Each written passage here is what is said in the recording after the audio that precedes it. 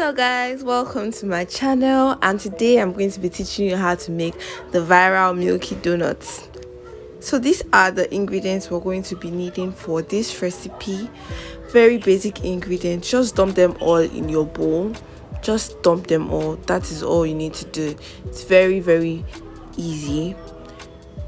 The most dreadful part when it comes to making donuts is actually the kneading of the dough, and I'm going to be teaching you how to properly do that. So after dumping all the ingredients in the bowl, you're going to bring it together in the bowl to avoid a mess like you're seeing here. So use your hands and bring it together, and then we're going to dump it on the countertop. So I'm going to sprinkle a little bit of flour to prevent it from sticking, and you're going to go in with your clean hands. And we're going to knead this dough, and I'm going to teach you about two different techniques. So first, this is the first technique. We're going to fold the dough onto itself. Rotate the dough and fold it onto itself. Rotate the dough and fold it onto itself. It's very easy. Just repeat what I'm doing here. So turn the dough, fold it, turn the dough, fold it. As you can see, it's very easy. The next method of kneading which I'm going to show you is called the love method. So you're going to push the dough in the opposite direction of your hand. So your right hand will go to the left and your left hand will go to the right. It leaves a love shape on the counter. Make sure you knead your dough for 10 minutes before moving to the next step. The next step will be to enclose the remaining half of the butter into the dough. Doing this helps to make sure that the dough is very elastic and it forms stronger gluten network. If you were to put all the butter in the beginning, the dough will not be as strong as it is. It will be very difficult to knead. So that is why we are adding the butter now, to make the dough more elastic and easier to work with. So this part is very messy. Even though we try to enclose the butter still ends up getting on the counter. So therefore, you have to keep working with the dough until it absorbs all the butter.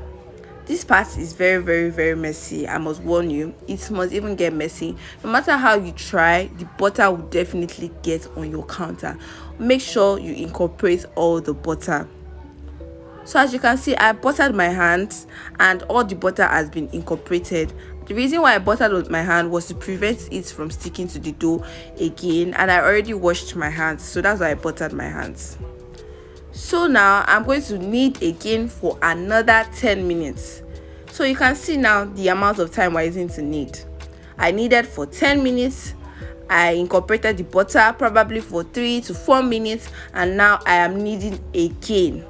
You can see that the dough is scattering now. It is because we incorporated butter, and butter tends to make the dough get weaker, and that is why it got scattered like this. So keep on working with it. You will see that it will eventually come together on its own and be even stronger and suppler. See, the way this dough is getting messy is how it is in real life.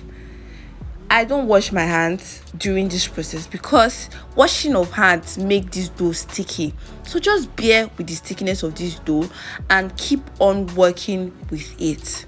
The next technique which I'm going to show you is very important. It is called the slap and fold.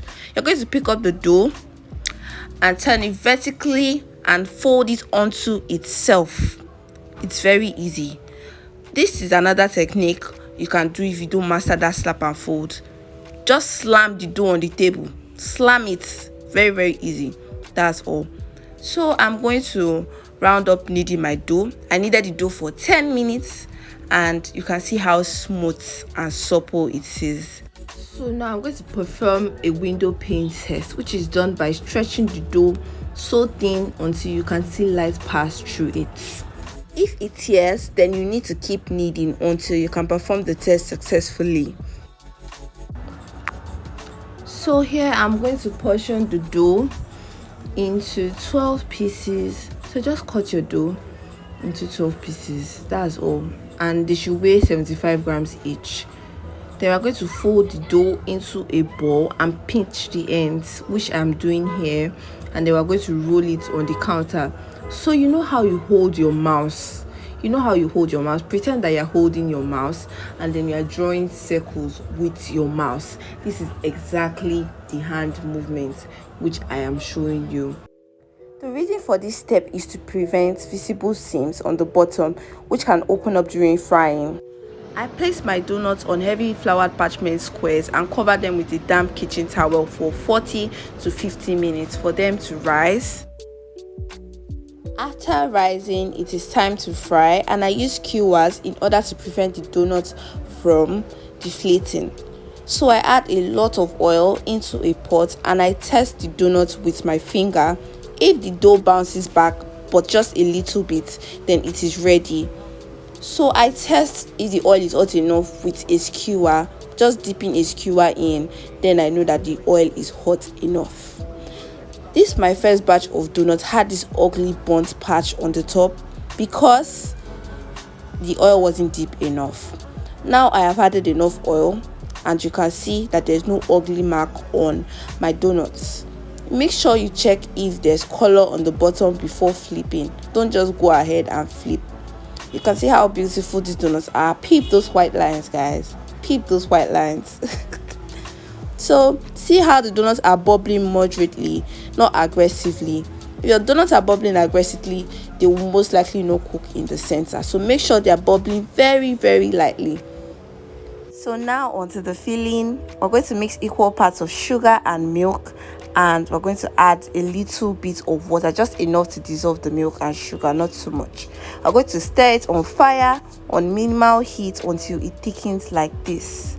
Then we're going to blend it in a blender with milk until we get a thick milk paste like this. This is our filling.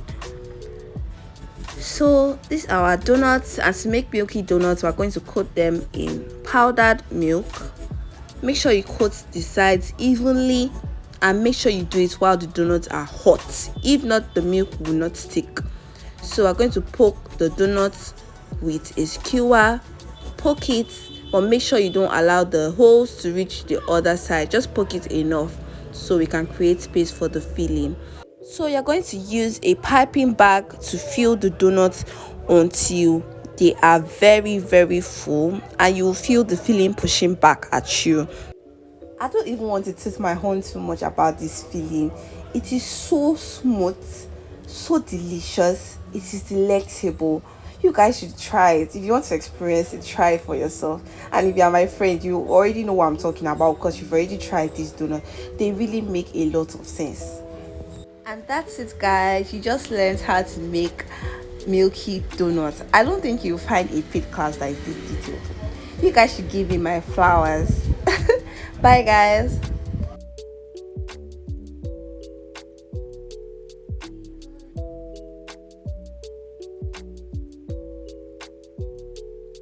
Also, let me know if you'll be open to trying these donuts, because I've been seeing a lot of hate and negative comments on these donuts and I don't even understand why. So let me know in the comment section.